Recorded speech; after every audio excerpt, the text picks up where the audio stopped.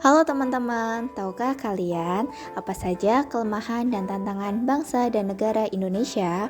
Indonesia merupakan negara kepulauan yang memiliki segudang potensi. Akan tetapi, sama seperti negara lainnya, Indonesia juga masih menghadapi berbagai kelemahan dan tantangan.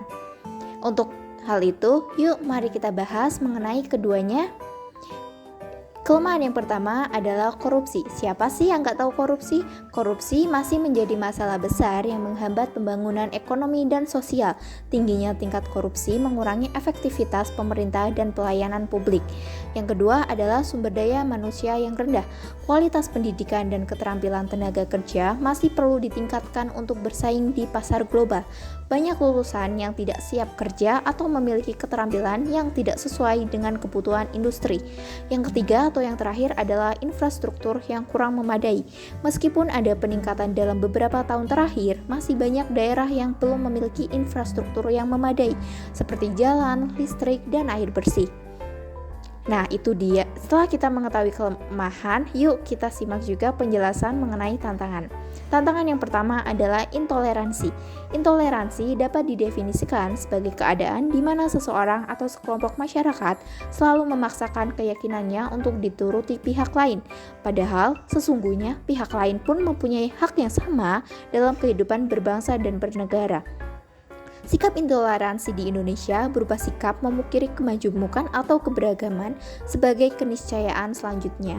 Selanjutnya, adanya kepentingan politik pihak tertentu yang menggunakan agama untuk membangkitkan solidaritas berlebihan yang saling berlawanan.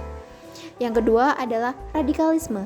Secara harfiah, radikalisme bermakna satu paham atau aliran isme yang hendak mengubah tatanan kehidupan masyarakat secara mendasar atau mengakar dengan cara kekerasan. Sikap radikalisme di Indonesia berupa adanya sifat militansi atau ketangguhan membela yang berlebihan sehingga menutup ruang dialog dengan penganut agama lain dalam menjalankan kehidupan sosial. Dan yang terakhir adalah sikap individualisme, paham yang mementingkan hak perseorangan dengan mengesampingkan kepentingan masyarakat atau negara. Dengan menguatnya individu, hal-hal yang menjadi kepentingan umum seringkali terganggu. Kira-kira upaya apa saja yang dapat kita lakukan untuk mengatasi hal-hal tersebut? Untuk mengetahui upaya-upaya tersebut, yuk kita simak. Upaya yang pertama adalah memperkuat penegak hukum.